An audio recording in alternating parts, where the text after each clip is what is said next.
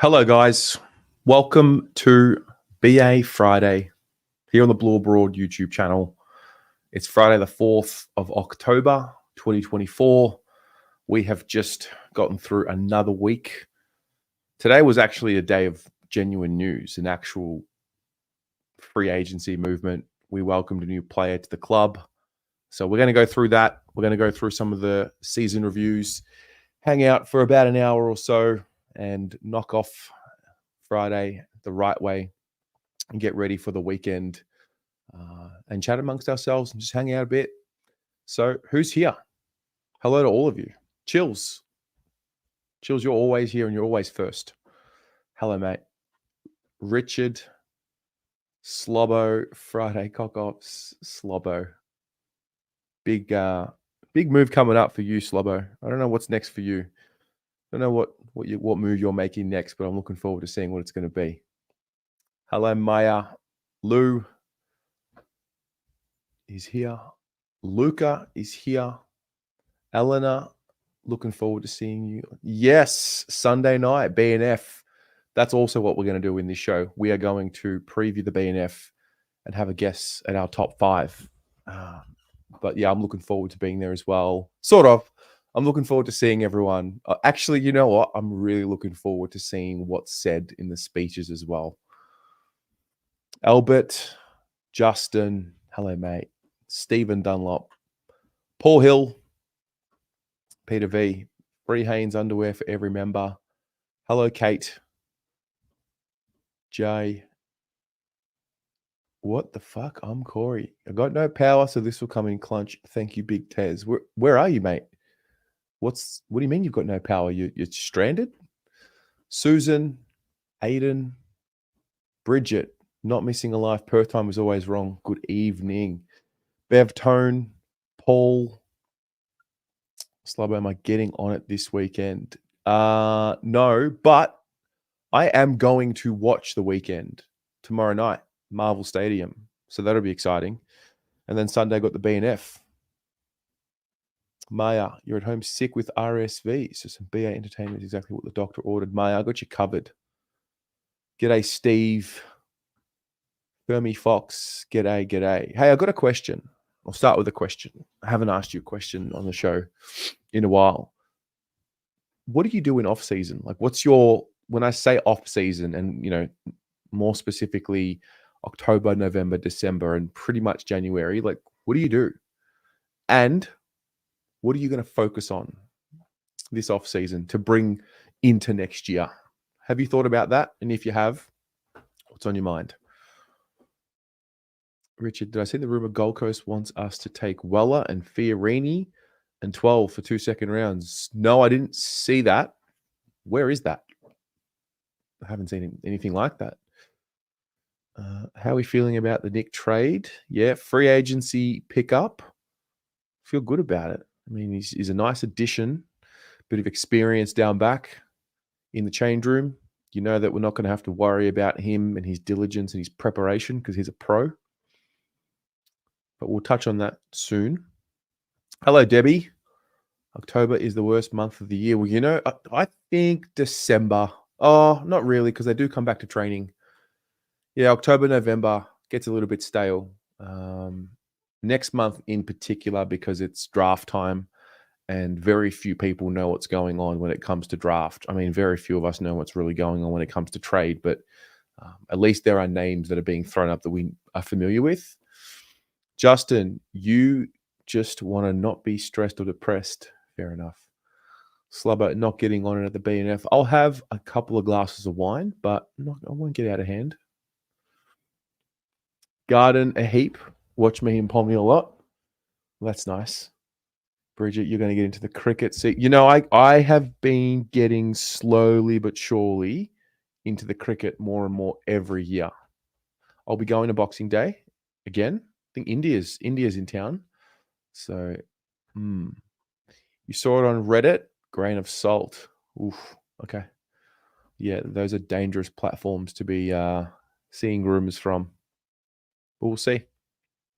Fermi, you're a Premier League person. Gets you through up the Reds. Slubber, you're about to sue 360. Look, I'm not going to lie, mate. It was time. It's just time for a refresh. Hello, Sandra. Luca, off seasons when the soccer season really kicks off, so I get really invested in that. Manchester United aren't doing too good. Maya, you are looking for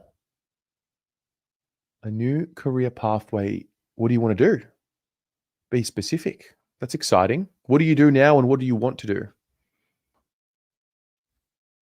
Peter V, you're into the A-League, Aussie Open, and then bugger to Queensland for 1 to 2 weeks after Christmas. Oh, yeah. Also, everyone, travel plans?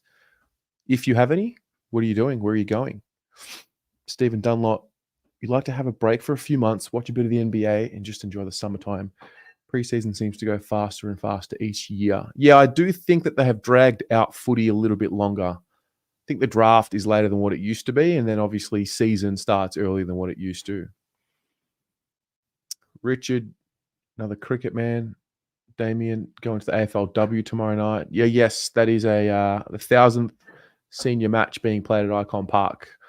Enjoy, mate. Susan, you're going to watch some happy replays and the tennis. Eleanor, we'll have to take a pic. Yes, let's do it. We'll get a selfie and we'll get a long form pic. All of us in there. Same here. Boxing Day. That's going to be huge.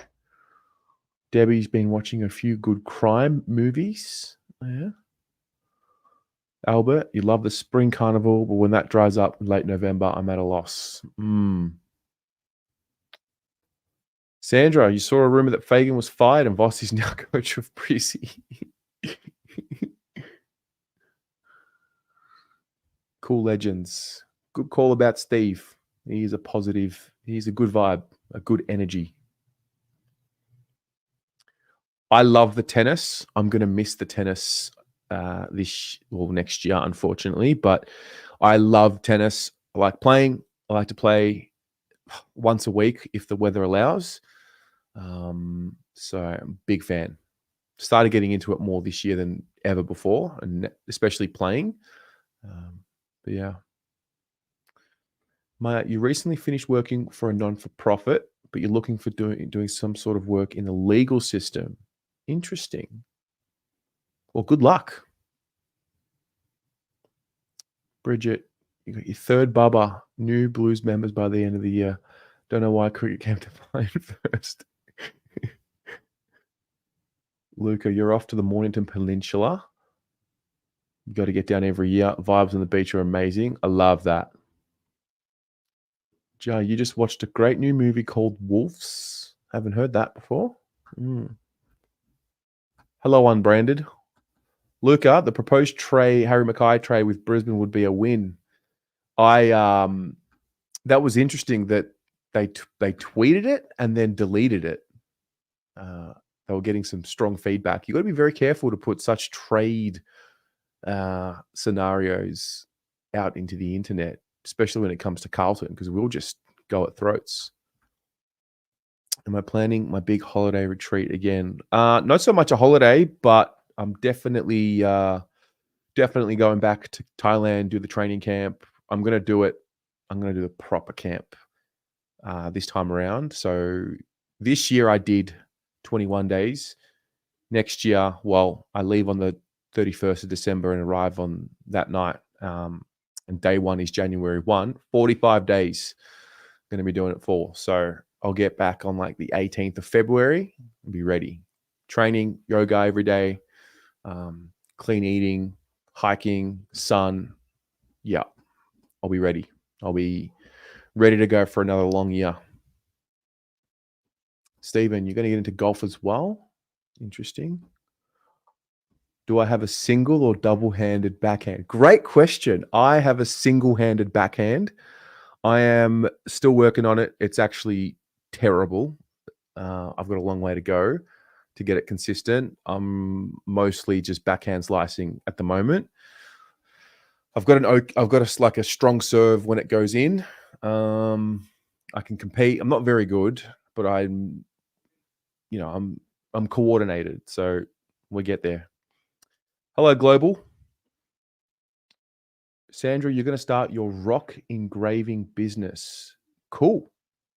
You'll have to share it with us when it's up and running. Slobbo, you think I'm right, but they shortcutted you 50 grand. Hey, 50 grand goes a long way for you, Slobbo. Julian, you'd love to see the Blues get a strong, robust player who's ready to go with serious speed. Actually, 2 of them. Hello, Dale. Weenus, yes, the H trade is a load of shit. It's a bit of an overreaction from everyone, if I'm honest. Cooney's job is to create hypothetical situations. None of it's real. It's just a bit of fun. But you got to be very careful when you say things like trade Harry Mackay or trade any Carlton player. Yes, it was on trade radio. No truth to it. Just a hypothetical. Because Brisbane obviously have now lost Joe Danaher. So they'll be in the market for a forward. You know, we've got 2 of them. So naturally, yeah. Another head shave. I don't know. I definitely won't grow the hair out as long as what I had it. I might. I'm not sure. The long hair was too much in the 35-degree heat, so it had to go. But we'll see what happens. I'm kind of enjoying having my normal hair back again. Chills, you'd love to spend Christmas holidays at the snow in Minising, Ontario, Canada. Cool. I've never been there. Wait.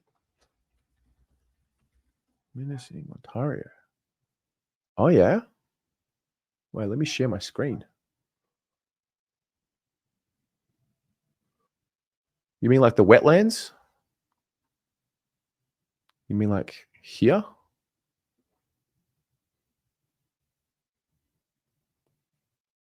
Cool. Very green.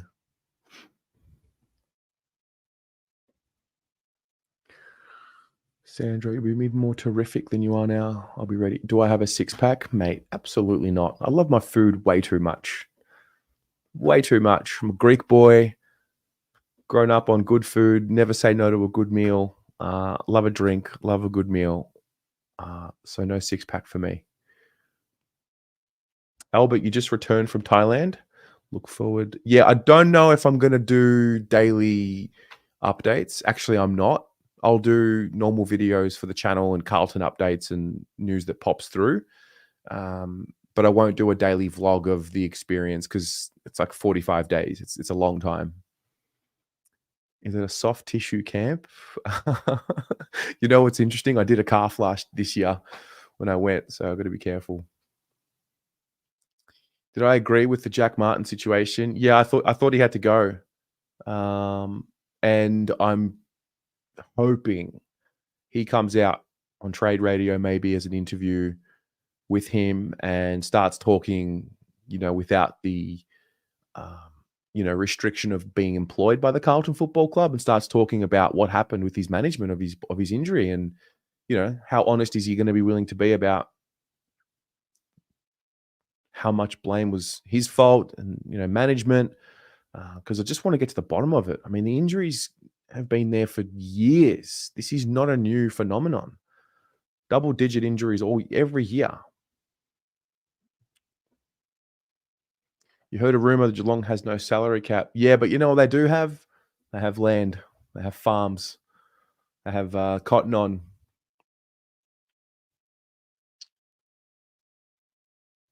Hello, Jeff. You're in the pool with whiskey in Thailand. Good afternoon to you, mate. Hey, if anybody wants to come on, feel free. I'm going to put the link in the chat. If you have any questions, any topics, I've got some season reviews that we'll watch together. But if anyone wants to just come on for a random question, random chat, please do. Weenus, you got your Bucks party tomorrow. Being told it's a marathon. I haven't trained for it. Are you doing a Sunday stream so I can listen while I'm dead to the world? No, I'm not. But good luck with that, mate.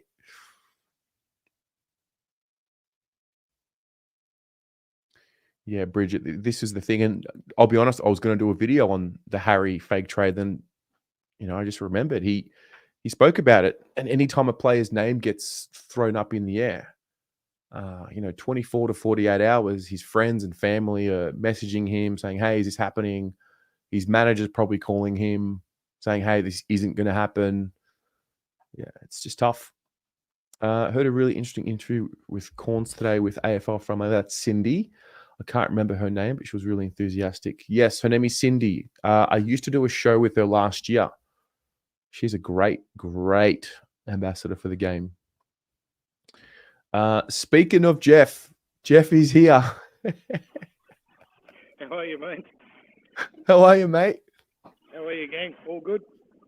You are living the life. Oh, beautiful day, mate. 32 degrees. Got a crocodile in the pool here. Wait a minute. It's been a bit of a funny wind-up. And I hope Jack Martin does tell the truth a little bit. Yeah. That would be... And there's something deep-seated in the club that we don't know about. We'll get to the bottom of it. It's got to change. It really does have to change. I filled out a survey questionnaire last night that the club sent to the members. I was quite brutal. I won't repeat what I said, but I scored them pretty lowly, mainly because we've got the people. We've got the people there, the talent, the footballers, the coaches. I think maybe I'm not sure. I don't know what you think, but I'm a bit sus about the assistant coaches. I don't think they're helping Vossi enough. I don't know. What do you think, Terry? I think these players need to go and do blue-collar jobs once a week. Correct. And I think that they need to be reminded what they would be doing if they were not footballers. That's what I think. That's an excellent analogy.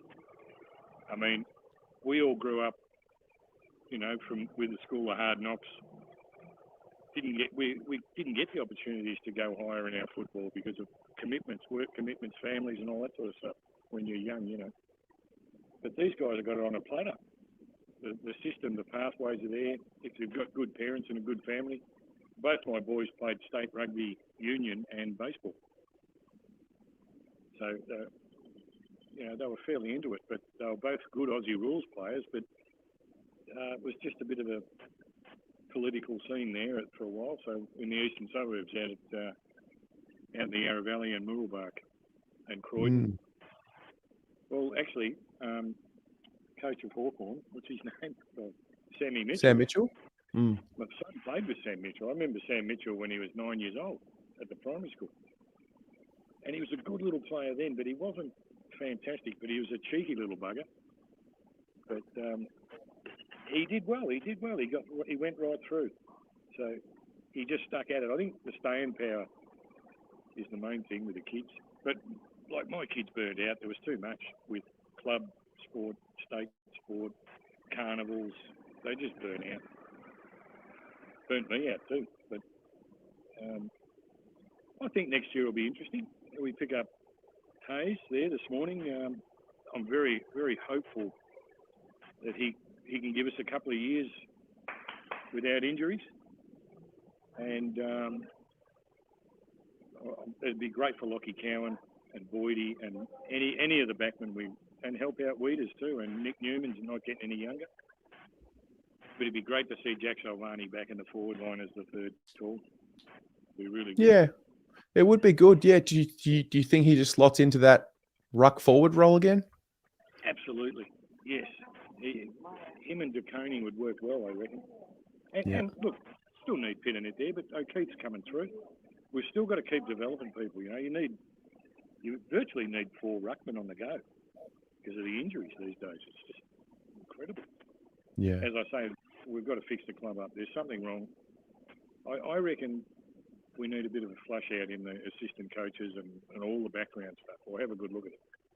I mean, they're professionals. They know what they're doing, but there's something there, Terry. It's not the same as it used to be. Carlton used to have a hard edge, a really hard edge. When you pulled on that jumper, white line fever, mate. Once you jumped on that field, there was no half measures. But anyway, love your show and your content, mate. You had a good season. Thanks for all that you do for the club and the people. I mean, it was interesting answering the survey last night and how attached we were as fans or in the corporate level of the club. And there's a divide. There's a definite divide. You've provided a platform for people to talk to each other and get to know each other. I think it's fantastic what you and Pommy do. You're really brilliant. No. Thank you, mate. I mean, look, it's I think the fact that you're calling in from Thailand and you're just as plugged into this as anyone who's watching or commenting or watching from Australia, I think that is the power of what we've got here, which is cool. It is. There's a groundswell of community people of Carlton. Yeah. And I'll talk to you off air. I need to talk to you off air a little bit about that or when you come to Thailand. But another good friend of ours is Gavin up in Noosa. Yeah, good man. Yeah, Gavin's went to school with my oldest son. He used to come out to our farm at Seville in the Yarra Valley. And, yeah. Got to remind him where to urinate occasionally, but he was all right. He's our gather. Tough man. He really is a top guy. All the guys, but a very, very strong Carlton man. Very strong.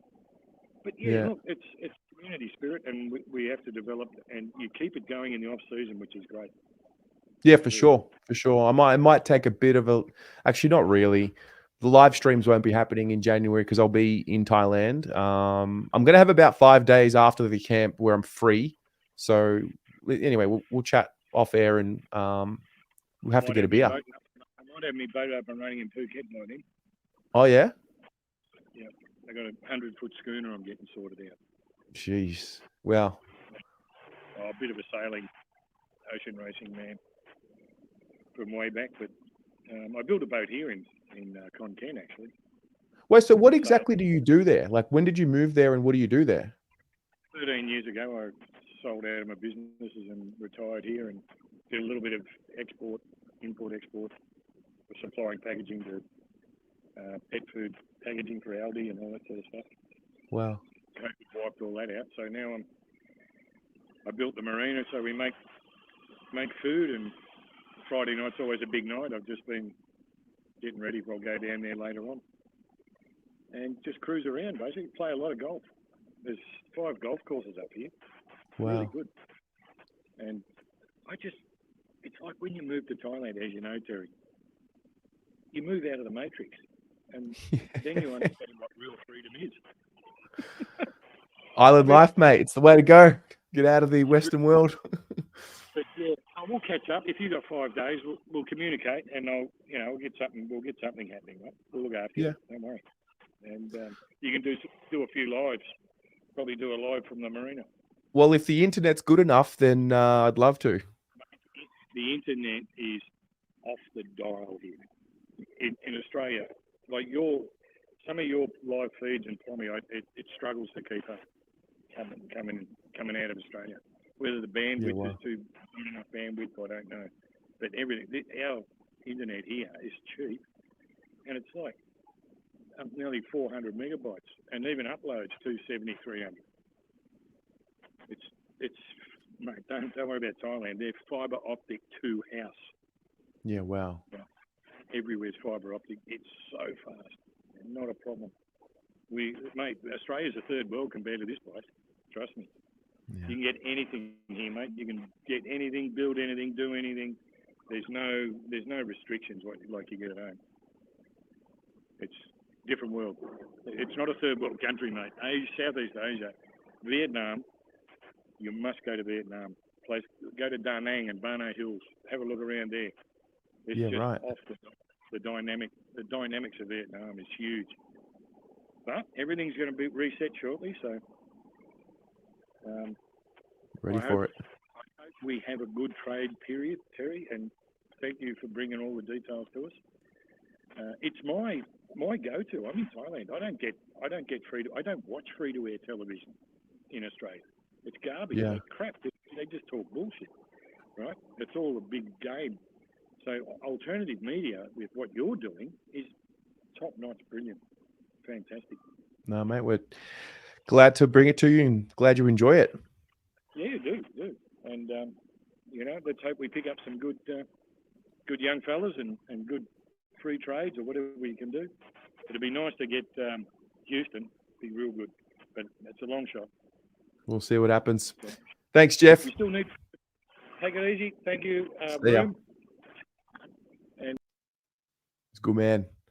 He's a good man. Benjamin Todd, you believe the Melbourne Storm make? So this is actually where I got that thought from. I was reading up on the Melbourne Storm recently and Craig Bellamy, and yeah, he makes the players go dig holes. I actually think it should be part of the year during the season, 1 day a week. At the moment, they're going to uni or whatever they're doing, and they're studying business, going to university, and like that's great, but that's white collar. Put some blue collar into them. I just think not all of them, but some of them take their position for granted, and it shows in their availability. And it shows in their lack of focus and gratitude for what they have. Shields, can anyone confirm what you heard about Shield going back to GWS? There was a post about it on Twitter. I'm not sure how official it is personally. Carlton's hello from Dubai? What? Mate, call hit the link. Call in. Hello to you. Evan. Hello, mate. Oh, g'day. How are you? You are very choppy. Can you hear me? Where are you calling from? Yeah, I can Cambodia. hear you, but where are you? You're in Cambodia? Cambodia. Yeah. What's happening in Cambodia? Let me move around a bit. Just on a little bit of a holiday, seeing some family. Love the hat. Oh, cheers, mate. No, it's necessary because I'm white as all get out and I need it. Yeah, fair. What's happening? Well, we've had a week full of rumors. I think the Houston deal hasn't really moved forward. Hasn't really moved at all, to be honest. It's just still rumors and innuendo. Always is interesting. It seems like they're going to hang on to him. Yeah, I think so. I think now that Perryman's going to Collingwood and Cummings going to Adelaide, I get the feeling maybe that might not happen. But Jack Silvani posted a photo with him the other day, so everyone's talking about that. Always it seems like no one's interested, which is just another weird, like something's up. Something is not adding up. So yeah, I don't know what to make of it all. And I heard similar things with Kennedy. It doesn't look like there's too much interest there. Yeah. Yeah, I was kind of hoping with the whole like Jack Martin going to Geelong thing that there would be a bit of like, hey, we playing nice with Geelong, so that if it's test BK. Yeah, you're cutting out really, really badly there. Sorry, you there? Sorry, mate.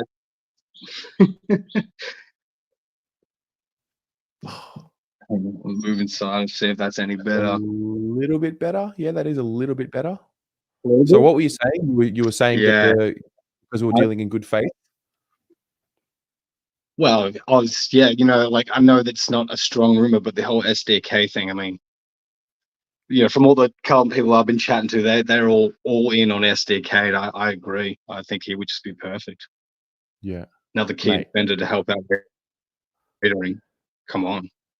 Hear me out. Is it possible that Lewis Young just improves enough to be good enough just to play the role next to Wiedering? Is it possible? Mate, I tell you what, I thought Lewis Young was one of our better players in the last kind of 2 or 3 games of the year. I don't know, man. I think he's the type of player who's not capable of doing too much, but he's capable of just kind of your standard. He's like Frost from the Hawthorn, just be a defender, Yeah, I know. But I think it can work with Lewis if Lewis just puts in a really good preseason, and I think he's good enough to improve enough to just to play the role, not to be a star. We don't need a star. We just need a job doer. Well, also that would also imply that Kemp's not going to be in that role. Yeah, true. So is that Kemp permanently being the forward as well? Because that is a bit of a worry that they don't know what to do with Kempy, to be honest. Yeah. The kid, he can play. Yeah, He's got talent, but they need to lock him down into a role. Yeah, it's true. What does the next week look like for you?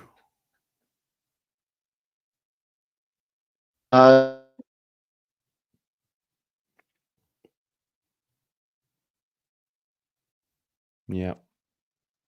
All right. I'm going to get rid of you there. That's just cut out. That's a shame. Oh.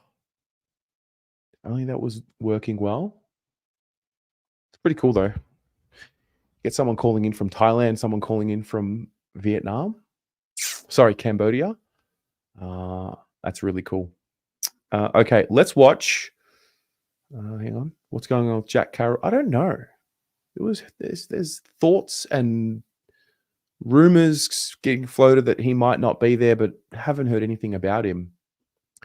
I want to watch some season reviews. I want to watch the one with Ashton Moir first, because I haven't seen that yet. Actually, I haven't seen this one, and I haven't seen the one with Cooper Lord. And let's just unpack some of these. Let's do this. Sitting here with Ashton Moir after the completion of his first AFL season. Ash, what do you make of the roller coaster? It's been, an unbelievable year this year, like an absolute dream come true. Obviously, such a great team, such a great environment to come into, and just to be a part of something like this year was, dream come true. Take us back to this time last year. Obviously, you're going through the draft process and everything that happened. Then 2 months later, you end up becoming a Carlton player with the last pick in the draft. Did it pan out the way you thought it might have? Yeah, it did actually. I guess not. I guess really, from a draft point of view, I wasn't really expecting to go on that first night, especially to Carlton, honestly. But yeah, just to come here was just unbelievable. And as I said before, the environment, the players, coaches, everyone was really welcoming, and made the first year really easy for me. You got quite the red carpet welcome when you arrived. Bryce Gibbs rocked up to your house, and Anthony Koutafidis met you here at Icon Park.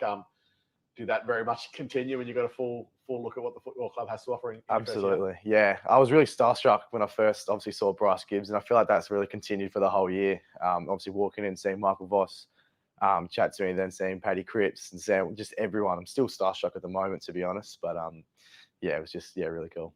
That was obviously when it all started. Now the year's done. You might not have thought this might happen, but you're officially a Carlton player as well with 2 games under the belt, mate. We spoke to you after your debut, and that was obviously very much, the emotion was still very raw, but how do you look back on it now? Yeah, it was just sick. It was just such a great experience, especially against West Coast. So I grew up going for West Coast, and to be able to debut in front of my family over in WA, my family coming up as well, and against West Coast was just so sick. That's 2-6, by the way, just to clarify. Jesus, I'll try not to. No, so tell us, which people don't like watching their own highlights, but which goal have you watched more? Your goal against West Coast or the goal against St Kilda? It's a good question. I haven't watched any much actually. Now, what's the truthful answer? West Coast. West Coast one. Yeah, I've watched that a fair bit actually. Yeah, run us. Wow, he's got some serious charisma about him. I hope that they don't coach it out of him. Through what was going on then, and I guess the commentary that followed. Honestly, I'd love to tell you. It was all a blur to me. No, not really. It is a blur looking back on it now. But honestly, it just, the ball was there and it just went to kick it really. So it was just, I just made it up, I guess. So. Yeah, and then that goal against St Kilda the week following. Obviously, the result didn't go the way the team wanted, but that moment was something that probably really stuck out from that day. What was that like? Yeah, first goal in front of the home Carlton crowd. Unbelievable. I had all my mates fly up to that game as well. So to kick that goal, especially in front of all my mates and my family, and hearing that crowd just go ballistic was pretty sick. What do those 2 games do for you? We spoke to Cooper Lord as well, just about the chance that you're not going into a preseason without having those AFL games under your belt. I guess, what does it let you do going into preseason next year? Yeah, I was talking to Cripper about this, and he was talking about just having that the taste of it, and it's really just, I guess, making me want to train a lot harder over this off season, going into the preseason, you know, in really, really good shape, just to make sure that do everything possible to get a full game under my belt and to be able to solidify myself as a player in this team. So, what did you learn from this year, mate? Because obviously there's so much that goes on in your first AFL season. What's really stuck out for you? yeah, just I feel like the mental strength part of it is a massive, obviously, part of AFL football. Obviously, you've got the physical point of view. You have to be fit, you have to be strong, you have to be fast. But I feel like, you know, 95% of it comes from your mind, and be able to train your mind as hard as you train your body. So, Oh, mate, he's him. This kid is him. What else did you learn from the VFL season as well? Because you started out kick 3 against Port Melbourne, but then given the injuries to the team and the little amount of AFL players running through the VFL, you're playing on a wing. You were one of the more experienced AFL players in there. What did you learn from 15th of April, he's born. He's an Aries.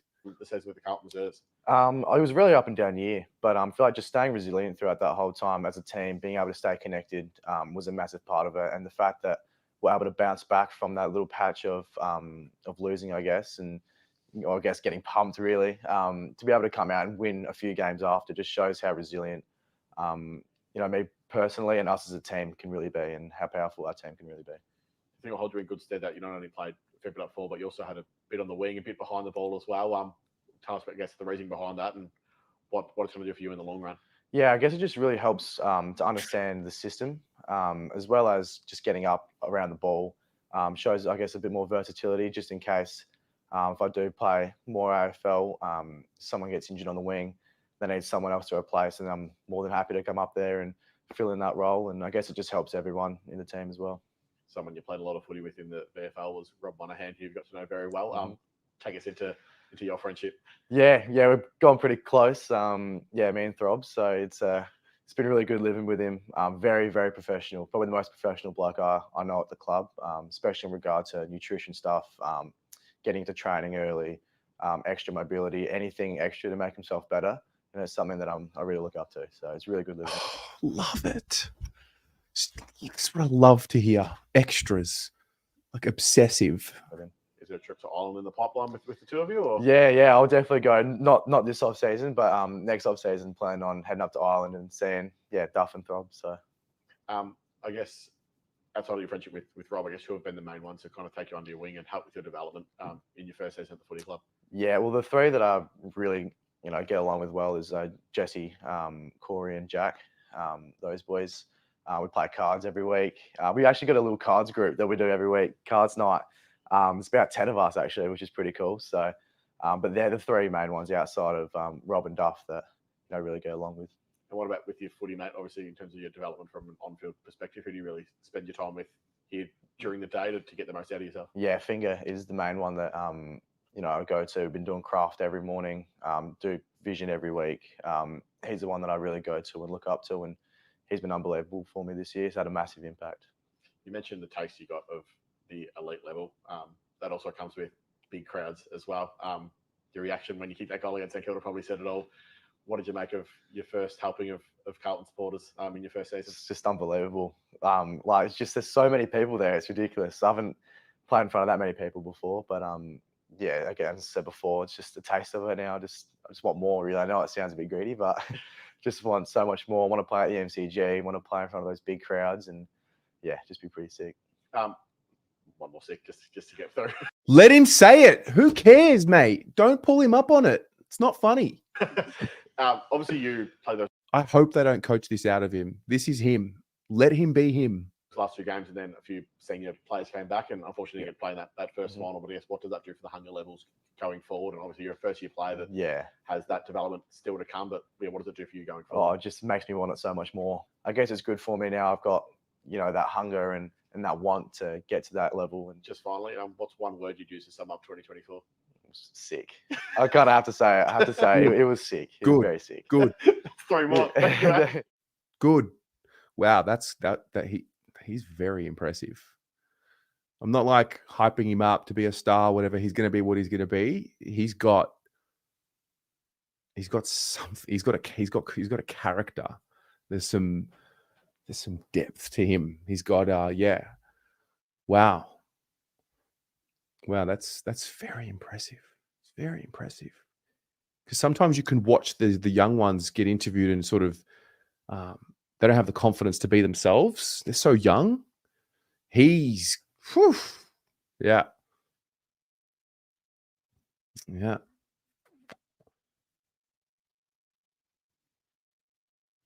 Yeah, don't pull him up on saying sick. That's him. That's Ashton. If he wants to say sick, that's him. Don't make fun of it. I also love that he kept saying it.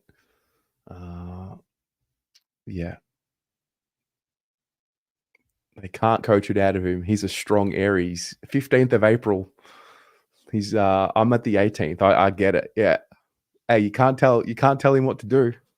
He'll abide, but don't put too many restrictions on him because he'll rebel. It's the way it works. Saw a comment earlier. I don't agree that Jack Martin stunted his development. How? He played 3 games. He didn't. We didn't see Jack Martin. I also think I know that there was a bit of talk about why didn't we play these kids earlier? I like that he had to really go through some challenges in his first year and not get given too many games. He was the sub twice, had a few good quarters. I like it. I like the long game thinking with him. I like the long game thinking with Binns as well. Hopefully, he's a second-year play next year. Hopefully he can play, what? Imagine he plays like 10, 11 games next year. Maybe more. I don't want to put a limit on him, but I like having a bit of a drip feed before you put them in the AFL properly. So, yeah. Well, he wasn't, mate. He wasn't playing. What do you mean? He played 3 games. Anyway, that was cool. His leadership energy, I don't care what you think of me. Yeah. He's got a personality. You don't see that a lot with the young ones. You really don't. Let's watch this one. This is Ollie Hollands and Lockie Cowan. And I think for all the talk about playing the kids and we don't play the kids, these are 2 kids that played bulk games this year. Let's have a look. It was good to get some consistent games in the AFL. Feel like I've built a lot, not only as a player but as a person over the year as well, coming out of my shell a bit more, saying a bit more things around the club, which is nice, but I really enjoyed the year. He's finally starting to talk, which is good. But no, it was good. It went really quick. I think it's funny to be going into our 3rd year next year. But no, it was an enjoyable year. Obviously, getting an opportunity to be a part of the final series again. I think that's where we want to be playing our footy. And individually, I think we're both really growing our games and getting some real exposure in the AFL team. But yeah, it's funny how quick it's gone already. But yeah, keen to get into 2025. Yeah, I think initial reflection around the season is, it's been nice to sort of get that 23 games for the year, although it would have been nice to get one more there and can say I've played a full season. But I think for me, I just wanted to come into my 2nd year, just having that capacity after my 1st year and just try and be a consistent team footballer. And I think the ability of playing a few different roles this year, looking towards the back end of the year and playing a little bit more footy behind the ball and having a little bit of exposure inside as well was something I really wanted to get after. And yeah, I really enjoyed that. I think, being able to get behind the ball with Cow and get that exposure there was really good and I really enjoyed it. Yeah, it was just about finding my strengths as a player, and then once I got my opportunity, just trying to stay consistent in playing my role and sort of try and pick myself every week. I had a couple of conversations with line coach Sammy and figured out some things for me to go after, and I guess it ended up working once I've got in and just gained that confidence and connected with the back 6 or 7 at the time, and then also the other players up the ground. Got a lot of consistency in there, which helped me grow as a player and got a lot of confidence out of it, and felt the other boys backed me, which was nice as well. For me, I've always sort of had a really strong relationship with Blake. That initial sort of having him as a wingman has been great, and I think he's obviously been in the system for a very long time. So Blake's definitely one, and I think particularly more this season, Doc's been one off the field who I've Always had a really strong relationship. He's obviously a great leader of the football club and so well respected amongst the footy fans and just the footy public. And yeah, he's someone I really lean on. But I think even probably Cow towards the back end of the year, getting behind the ball a bit more, and he sort of held me around playing that defensive role a bit more as well. So yeah, there were a few for me this year. Yeah, similar to Ollie, I've got a few as well. Probably my dad, Nick. I lean on him a lot. Good or bad games, he'll give me a call if I've struggled or if I just need anything. And probably Big Waiters this year helped me a lot. I know he's a bit deeper down the ground, but yeah, helped me a lot as well. And then like Sardi and even like young boys like Kempy, build a good relationship with him, and I do go to him a fair bit, so he's been really good. Yeah, well, our relationship's probably grown over this year, especially. I know I was pretty quiet last year, and I know I got drafted with him, but didn't say a hell of a lot. But I feel like as the time gone on, our relationship's really grown, especially with Ollie moving in behind the ball, which is nice to have him back there. Yeah, definitely. I think just the more opportunity that we've had to be able to play with each other and be a part of obviously a massive football club, you really just grow the relationships on and off the field. And yeah, getting the opportunity to move back there with Cow, I think definitely helped me settle in really, really easily. And I think even this year, getting the opportunity, having Binsey out there as well. I know he was in our draft year, and we had a couple of the other boys, Hutto and Lamb, who aren't too far away, which is exciting. So I think we look at some of the boys in a few draft years before us with, I think, Charlie and Harry in that draft year, like they've had some football over the last few years where they've been able to all play together. So I think for us, that's a real strong motivator. And I guess it's another sort of reason why you want to play footy. And I know the back end of the year, we got to have a few more young faces out there, which in a way we were sort of the mature age heads out there, which felt a little bit weird at times, but no, it was really enjoyable. Yeah, it was really good. Like obviously he's worked so hard. He had last year in the VFL and another great year in the VFL this year. Bided his time and he finally got his opportunity and grabbed it with both hands. Obviously he played 2 really good games. Found out he was up to the level, but it's good living with him. Complaining for the first half of the year and finally gets back in, and it's crazy how his mood changed so quick, but it was good. Yeah, it was really enjoyable. I think initial sort of thoughts of him getting to the club, I think growing up as a kid, that's all you really want to ever do is play footy with your brother, and to be able to get that chance this year. And I'm not sure exactly how many games we got to be able to play with each other, but no, we really enjoyed it. I think for us, it's more than just me and Elijah being out there on the field and playing together. It's all the people that have been there, supported us along the way. Our family, I think they're the ones that we get to sort of do it for and make them proud. But yeah, it was really enjoyable. Hopefully we can sort of continue with this, being able to get out there, play together, share each other with the footy. So no, I really enjoyed it. I think living with him as well makes it a bit more enjoyable and more fun.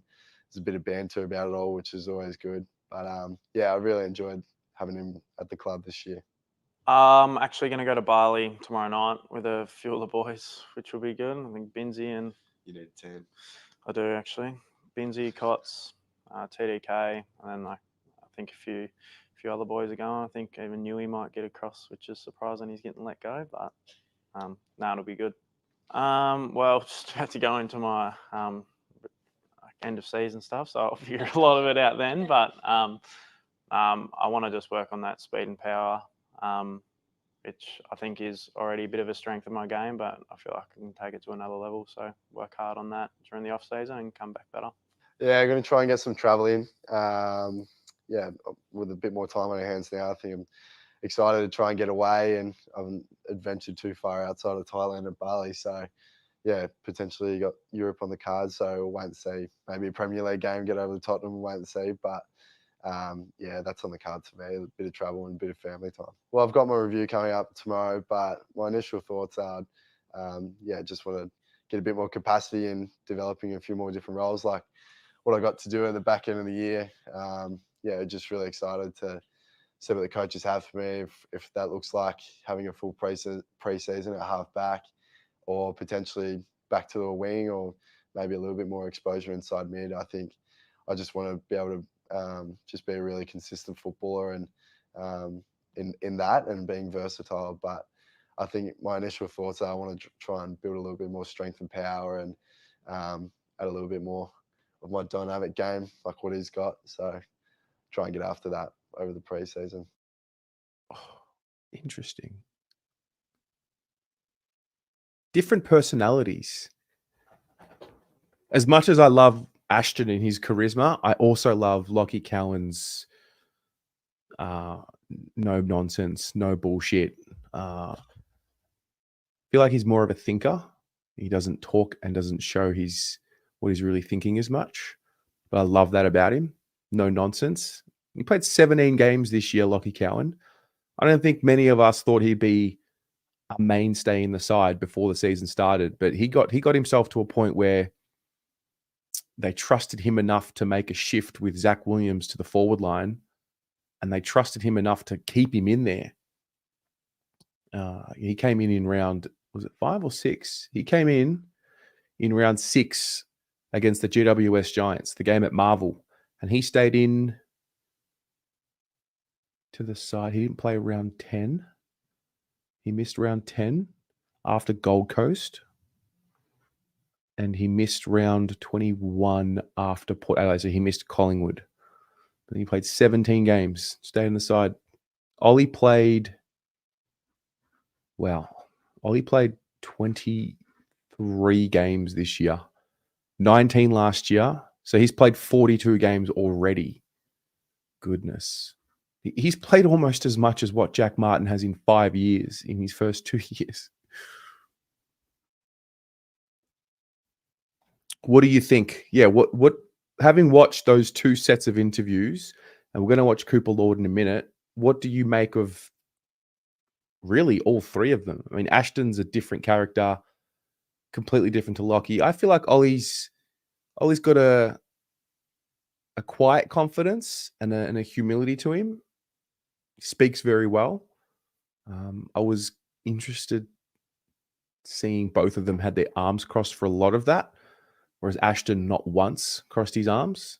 I don't know what that means, but Cowan has backline personality. That is a great way to describe that. Yeah, no nonsense. Defender versus forward personality types. It's a good point. It's a really good point. Yeah. Positive. One's a positive, one's a negative.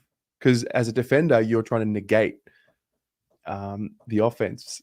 That's a really interesting observation like that. Do I watch ASMR to relax? Nah, I don't. I do not. Who's ahead to get a game? Lewis Young or Nick Haynes? Well, mate, see what happens in preseason. Way too early to call. Cowan has a Hodge attitude. He's a young Newman. Yeah, I love him. Absolutely love the way he goes about it. Look away now, Carlton fans. Clarkey outlines how the Pies plan to get a trade done with Port Adelaide for Dan Houston. Breaking news. They're going to try and use pick 13 that they're going to get, hopefully, or potentially from the John Noble deal, and use that for Dan Houston. Wow. Spicy stuff, mate. The Pies will come and swoop in. Scary stuff. Okay, one more. Let's do Cooper Lord. Before we do that, hang on, you've got some questions.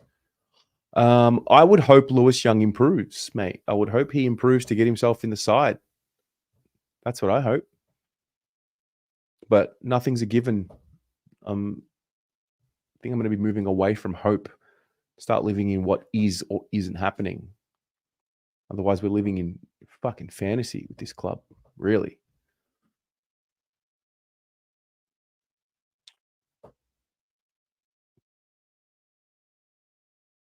Yeah, it's through the compensation scheme. So like Josh Battle, I mean, saying you ought to get pick 8 for Josh Battle. St Kilda get pick 8 for Josh Battle. It's amazing. And they complain that the system's unfair. So good. So good. All right. Cooper Lord. Let's have a listen. For the boys so far, and we've spoken about the year that was, but you came halfway through. So I guess how have the last few months been at Icon Park? Yeah, no, it's been amazing. Pretty crazy couple months, that's for sure. Certainly learned a lot about the game and what it requires to compete with the highest level. So yeah, it's been awesome. Now that the season's done, obviously it's still pretty fresh, but will you take the time to reflect on kind of a whirlwind last few months for you? Yeah, no, definitely. I think the season ending does bring about a bit of reflection, which is nice. It's been a pretty crazy couple months. Getting a few opportunities to play AFL footy, it was pretty cool and something I won't forget. But yeah, I'll definitely take the next few weeks to try and switch off a bit and recharge. This time last year, you were winning a Coates League grand final out on this ground, and unfortunately missing out on the draft. Could you ever imagine that it would pan out the way it has in the last few weeks? Yeah, not in my wildest dreams, really. Certainly not. So yeah, I'm so thankful for all the people that have helped me to get here and for the opportunity. It's been really cool. You got an 18-month contract when you arrived here in the mid-season draft, and I'm sure the message would have been to take your time and work through things and become a player for the future. Getting those 2 games under your belt, though, must have been a massive thrill for you in those last 2 weeks of the home and away season. Yeah, no, it certainly was. And I think whilst it was so exciting and just a dream come true, it also filled me with a lot of confidence going into the pre-season that I can compete at that level. It showed me what's required at the level. So I can really attack the pre-season knowing what I need to get better at. And yeah. Just want to delve into that a bit deeper. When we spoke after your debut, obviously the emotion was still very much there from playing your first game alongside Ash. But looking back on it now, I guess, how does it set you up now that you've had a taste of the level for those 2 games? Yeah, it's certainly it's so important, I think, going into pre-season. Just getting that little taste has made me probably more hungry and, as I said, more confident in myself that I can get it done at the level, not to mention how fun it was to run out there in front of a packed stadium. It was a pretty amazing moment to share with Ash, yeah.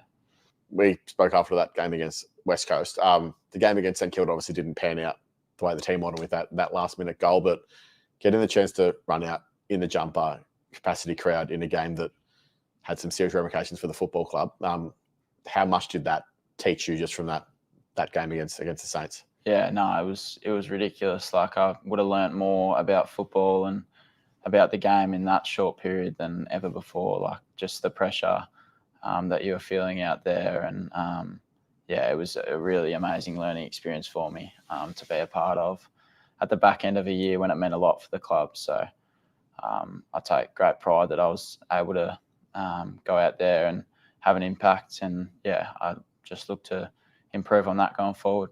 I'm sure there's many, but I guess who are the ones who really helped you out since your arrival here at the footy club back at the end of May? Yeah, obviously my family's been amazing, just supporting me throughout it. But in terms of within the walls, probably some of the coaches like Brad Ebert and Tim Clark have been amazing at just helping me hone my craft in the midfield, getting the extra touch in and all that sort of stuff. And then in terms of the boys, there's so many amazing role models here. Crip has been awesome to me. Same with the likes of Walsh and Chera. So it's been amazing learning off them, and I look to continue to follow in their footsteps. What about the family? Have they gotten their head around being a footy family now? A little bit. I doubt it though. I think it's similar for me and them. We still can't really believe it, but beginning to settle in a little bit more. But I don't think it will ever lose its excitement and joy. That's for sure.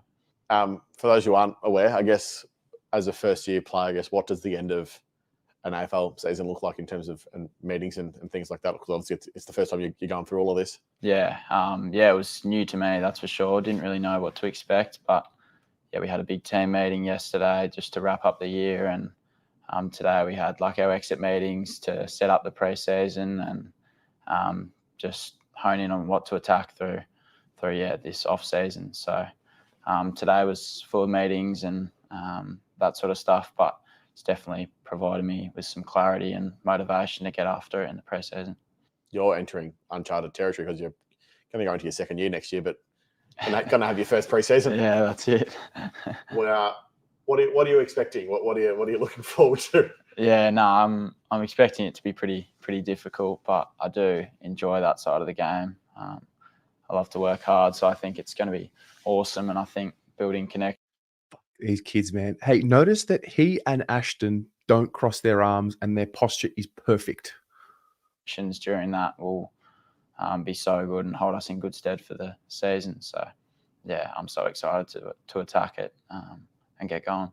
And just finally, obviously, you kind of came into the club in the mid-season. You got a few games under your belt. You had a few open training sessions when finals were locked in. I guess the support of the Carlton faithful at the footy club. You must have felt that very quickly in those short amount of weeks. Yeah, no, you do. You definitely feel the presence of the fans. I think it's so amazing. I've never been a part of something that has so much support and love behind it. So it's been pretty crazy. Like that open training, I remember I've never trained in anything like it. Like it was pretty amazing. So yeah, so excited for what's to come and to get out there. Hopefully in front of the fans will be another dream come true. Just finally, one last question. On the record, can you tell us about the nickname Scoop? Yeah, I don't know how that came about, but well, there's a clear reason why. Yeah, no, there is. Dad works for an ice cream company, so I think that sort of came down to me, and now I've got Scoop, I reckon. So we'll see if it sticks or not, but I don't think it's the worst that boys have got. It's not a great story, but that's the story behind it, isn't it? Yeah, there's not much to it, but I mean, it gives the boys a laugh, so we'll stick with it. Thanks, Scoop. No worries. Wow. 3 interviews with the kids. Ashton, Cooper, mate, they're impressive at their age. Cooper's 19, played 2 games, born on the 20th of March, 2005. Yeah, so he'll be 20 all of next year. He'll start next year as a 19-year-old. Interesting. Cooper's hands were so clean and close. When he develops a tank, he won't leave the side. Yeah, well, if he's developing under Cripps and George Hewitt and these types, that's, yeah. For him to get his leadership fire that Cripps has, though, he needs to be very practiced and experienced with everyone. Feeling fine about letting Kennedy go speaks volumes about how much Voss rates this bloke. Yeah. You love him. Second favorite player now. Cooper's more mature than me, and I'm reporting to. Incredibly difficult, even without Trace, to pick a starting 22 for round 1. So many variations, developing kids and potential recruits with returning players and low injuries. Competition is on. Yeah. Yeah. Well, I think, there's something to be excited about with those young boys. You know what? Those of you watching, remember these interviews, because I think I'm going to try and remember the date and I bookmark it. Maybe, you know what? I will put it in the calendar right now for, say, I want to watch these guys do their post-season interviews in 4 years from today. That's what I want to do. 4 years from today. Go back to BA Friday on the 4th October 2024.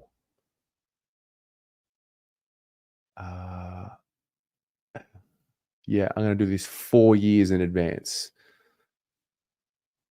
And I want to see how different they are then. So let's say October. Let's just do it Wednesday, the 4th of October, 2028. I'll put a reminder in my calendar. 5 p.m. on a Wednesday. It'll probably be 6 p.m. on a Wednesday, and we'll do BA Fridays on that Friday. There you go. Go to BA 2024 and watch the difference between Ashton, Cooper, Ollie, and Cowan save. I want to see what their personalities and interviews are like in 4 years from now. In particular, Ashton, because if they coach out his natural instinct, he'll never be the player that he could be. I'm really curious on that.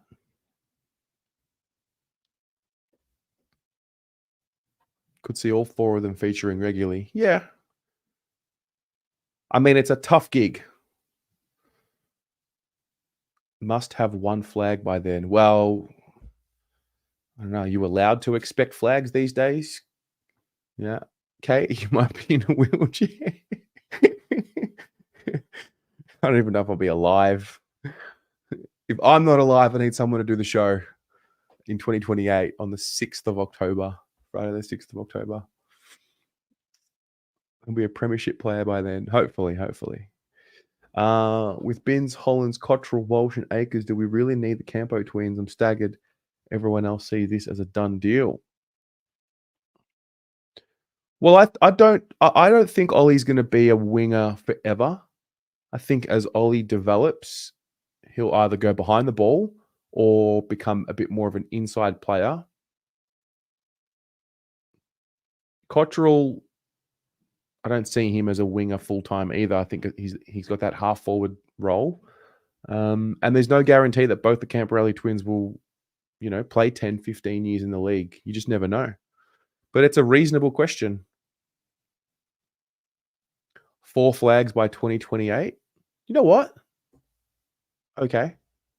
4 years. What is a reasonable expectation between now, the 4th of October, 2024, and the 4th of October, 2028? You tell me, what is a fair and reasonable expectation with this team where it is right now? So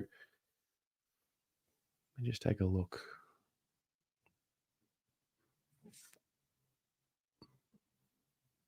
Walsh will be 28. Cripps will be 33. DeConing will be 29. Charlie will be 31. So will Harry, and so will Jacob. What's a reasonable expectation?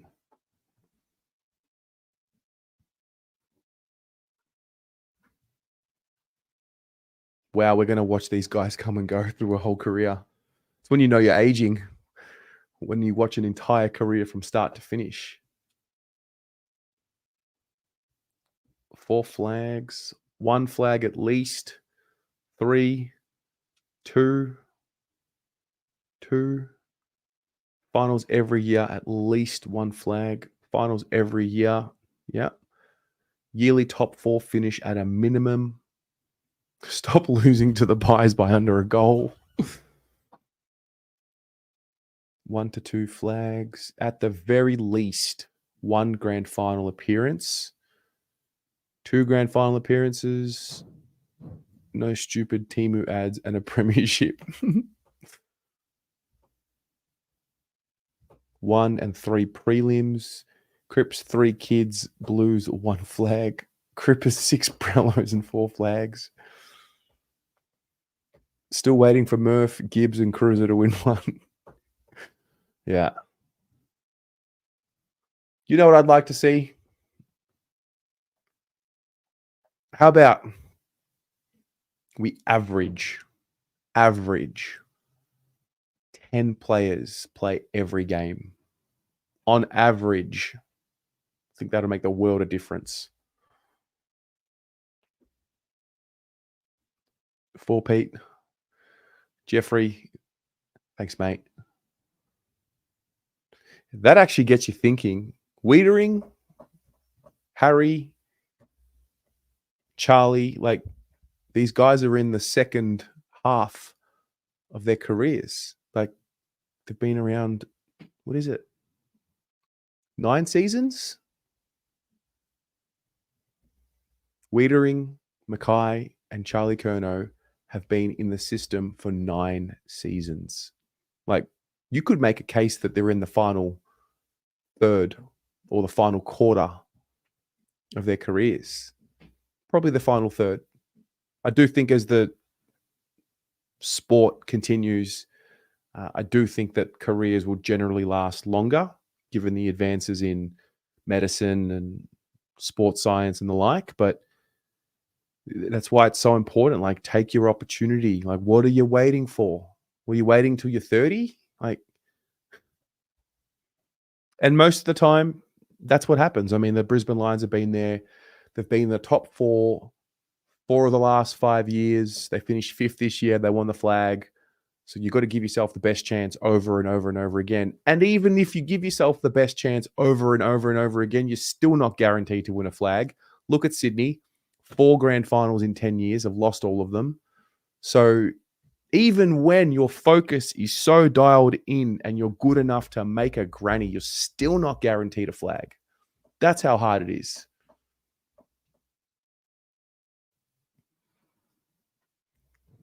Mars, do I think there's a chance of Big H to Brisbane? Nah, not a chance.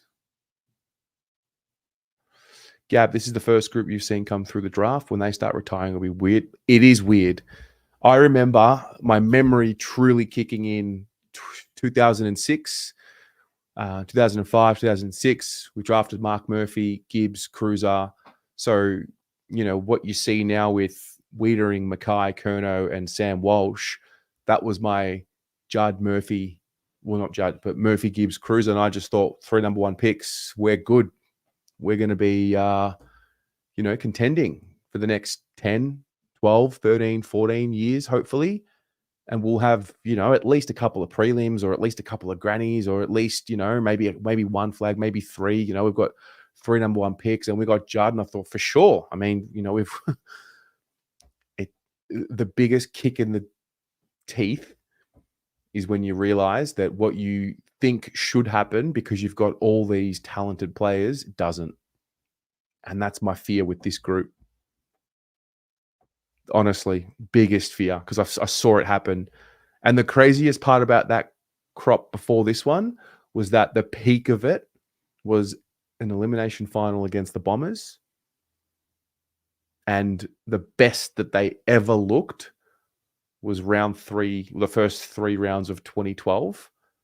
And then that's literally the peak of that group. That's the best they ever got. I mean, the 2013 final against the Tigers, but it was a weird one. We shouldn't have even been there. The Essendon got disqualified, whatever. That was the best of that entire rebuild, that entire experience. And those people at the club still got paid, still got recognition, still got their titles at the club. They still got, oh my God, it makes my blood boil. We go through this cycle of, decisions get made. Oh, you need a couple of years for these decisions to get implemented. Then people leave. Then you got to wait for the next people to come through. It just makes my blood boil so much. Okay, I'm getting way too fired up. Oh, mate. Seriously. It's now. It's not in 4 years. It's now. It has to be now. If Cripps doesn't win a flag, I don't think I'll ever recover. When I'm a nursing home, I would still be mad about it. Yeah. My fear is that Walsh and Ches will never reach full potential due to injuries. Yeah. Can't believe we traded Eddie Betts when Malthouse came. The difference between that group and this is exactly what you have shown in this video. We have done incredible youngsters in the system. We have. That's true. Luca, you're making me want to run through a brick wall. I know, it's October. I'm sweating. I'm ready for war. This group is way better than that pass side. Yeah, it is. But also the best thing we've seen with this group is last year. And be very careful, because last year might be the best thing you ever see with this group. Take nothing for granted. Just because they made a prelim last year doesn't guarantee that they're going to go any further. I made the same mistake 10 years ago, 12 years ago, thinking, we're set. Yeah. We had the best midfield in the league. We had the best forward in the league. Bit different now. We've got a really good midfield. We've got the best midfielder in the league. We've got two of the best 6 forwards, 5 forwards in the league. We're the best, arguably one of the best 2 or 3 defenders in the league. Be very careful of just guaranteeing that because last year we made the prelim, that we're just going to continue on. Hello, Bailey. Good to see you, mate. Cripper 350 games and Marchbank still injured, tripped over dog. Poor Marchie. I really feel for Marchbank. Really feel a lot of his injuries, if not all of them, were just like out of his control. Shocking. I mean, Jordan Boyd lands on his face. Like, what's he supposed to do? Gets a knee to the back of his head, fractures his back. He's in a neck brace for 6 months. Like, really unfortunate. I don't know about you guys. This trade year is very pathetic. Just look at good teams getting better trades. To be honest, Pasquale, I hope we don't get caught up in the trade period. Like, yeah, Houston, DeConing, like, we're all getting distracted by names again. That's how I see it anyway. Like, yeah, they'll add value, but the cycle. Just remember, double-digit average injuries 3, 4, 5 years in a row. That's what's important. The group that is at the club right now can win a flag if they commit for long enough. So the more and more we get all sucked into Houston and Saviors and Fishers and like, I want a better trade period, the more we go nowhere. We do have a great list. Hello, Danny. Good to see you, my friend. Can I play the Waite interview? Yeah, I can. Have a look. Let's have a look. 4 minutes? Yeah, I can play the Waite interview. Let's do it.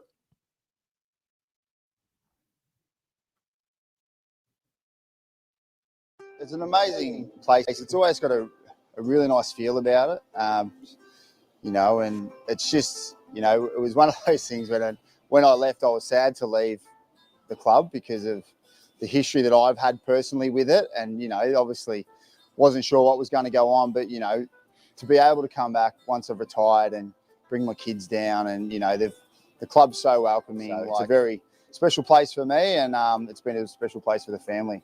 When you're a 19-year-old coming in, all you want to do is, all you're worrying about is trying to get a kick, trying to play your role. And then as you get older, it becomes a lot more, more about the teammate. And then, once you sort of finish it, it becomes about the memories. So, and I've always had a massive part of me has always been Carlton. And, obviously I didn't end my career here, but it's always held a special place in my heart. I always watch them, and I continually do now. And, as I said, we try and get down here a bit. Poor Shano gets sick of me calling, saying the kids want to come down. And so, but no, it's a real, and as you get older, you get a bit more mature, and you probably realise, when you're 20, in your 20s, you just, there's other things you're worrying about, where now you really look back on fondness. And, it's like I said, it's why I cherish coming here. And it's, it's been a big part of my life, and hopefully longer to come. And I remember sitting up with my sisters, and we went up and sat in the Heatley stand. And I remember, Neil Hanna and Pierce and Sticks and all those boys coming out. And I don't remember, I think I was about 12 or 13 at the time. And it was just like an awesome experience. So, yeah, that's the first memory I have of the footy club. And it still sticks pretty strongly. It just feels like home here. Like, it just, everything about it, it's just a great feel when you roll in, like it. And even as a supporter now and as a player, it just always loved rolling in. It was a time I was very young and naive, and but it would have been harder to get through that without it. It was funny, like, come in, you see his name on the locker, so it's a constant reminder, but it was kind of good. Like, it was the best place for me to be at the same time. So, I had a lot of good people around me. Remember Andrew McKay and Rats sort of really looking after me through those periods where, where it was tough. And it was a really special place for me. And that's why I love the club so much. And it's why, any opportunity I get, I love coming back because it's played such a big part of me and my family, and you know, in years to come, hopefully, like the kids are the same. So yeah, it's a really special part, and it helped me get through a lot of issues. I love bringing the boys down here because it's something special, and then even Lola, like she loves coming down here as well, just to, you know, meet the players. And like I said, we barrack for Carlton, and you know, big Charlie Curnow fan and Sammy Walsh. So yeah, it's always like the kids are hounding. It's like every school holidays, and even today, I'm like, the boys aren't there, mate. Like they're not there. They're all on holidays, and you know, but they love coming down here. And as we always say, it as past players and players at the time, you know, you're just a small part of what is a bigger thing. And the club's, you know, what Stick's saying, it's been around for 160 years. You know, it's going to be here a lot longer than what we are. So you know, it's a very special place. And I've said a number of times today, like it's so good that we've been able to continue the tradition of playing here.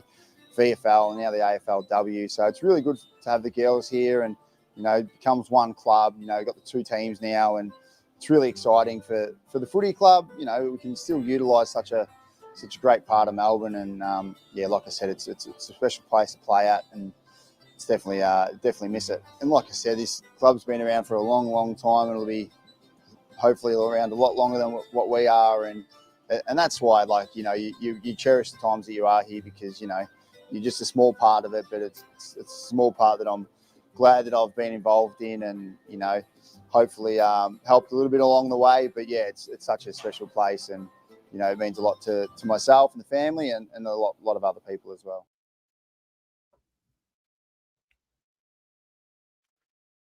Yeah, it's good.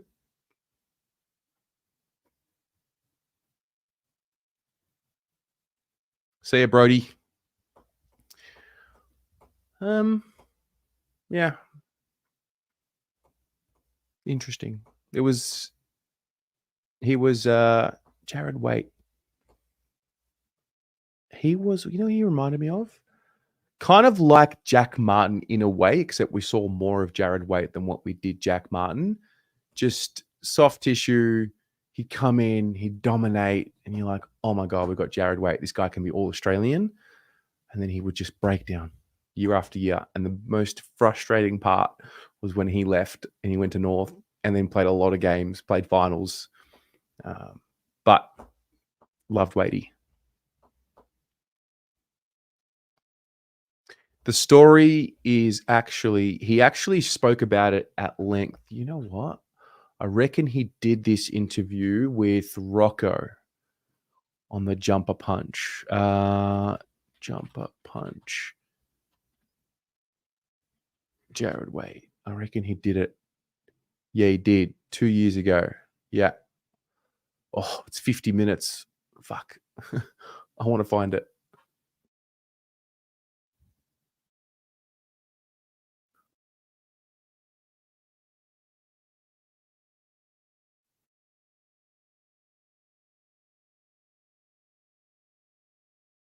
I'm going to find it.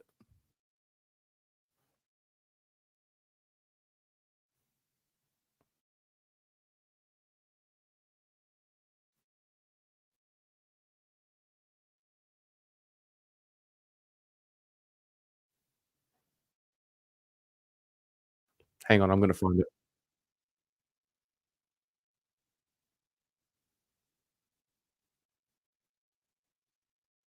And that's what I sort of, yeah. We are. Well, that's how I had to play. Like, oh, that's right. 2011, I didn't play that one. A big final against Essendon. Is that Essendon or Richmond? First one. I can't remember. I don't think we played with Essendon. I remember that day, and we can't do any more damage. I'm kind of glad that it didn't happen because I wasn't ready. But I would have sort of like the back end of Carlton. I sort of was really stubborn on sort of playing if I wasn't 100% right, and then when I obviously went to North Melbourne, but you don't know that as a 25, 26-year-old. You know, there's time. Does that affect you? That game does it affect you like later on? Like, well, it does, because if you play crap, yeah, you know, then you get the repercussions. But but that's just part of it. Yeah. So I think my first final was the Richmond one. Well, the Richmond one's the big one, you know. So Early on it, you know, like you know, obviously came with a really experienced coach. You know, and I was very excited. He sort of played a brand that, you know, really suited me as a footballer. It was kind of like, but he Sorry, guys. I just want to find it. much of the game, but one win. You know, you don't celebrate. You know, you celebrate the win. You know, it's kind of like and similar. So I said, and you know, I wasn't asking for a 4 or 5 year deal. I just said I want a guaranteed 2 year deal. Yeah. They were offering you one, correct? And they were offering me a one.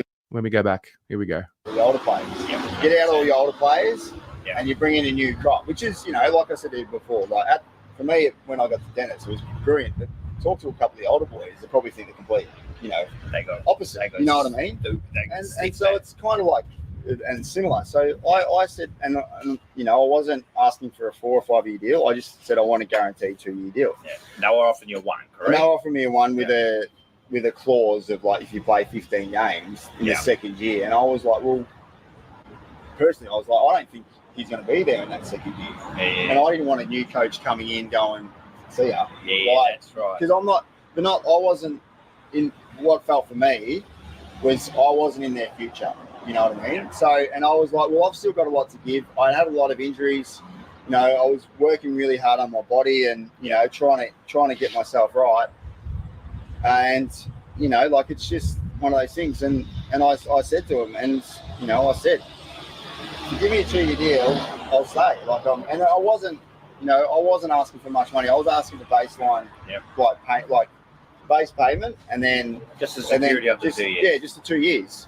And they couldn't give it to me, and so I searched the other way, and, you know, and what people don't understand, like, that broke my heart. Like, you know, like, it's well, your dad, talking about my dad, you know, and like, you know, and I ended up like wearing my number 30, like, because that's how I think that's sort of my number, and, you know, it was a bad, you know, it was a bad period for a number of players. You know, like, I honestly think that Mick wasn't the right coach for us at that time. We had, you know, what people don't understand. He was a good coach, but he wasn't the right. But he had, when he was at Collingwood, he had that team for 10 years. Yep. So he gets his own players in. They play. He molds his own players. Where I felt like when he came to us, he tried to mold us into a team that we weren't.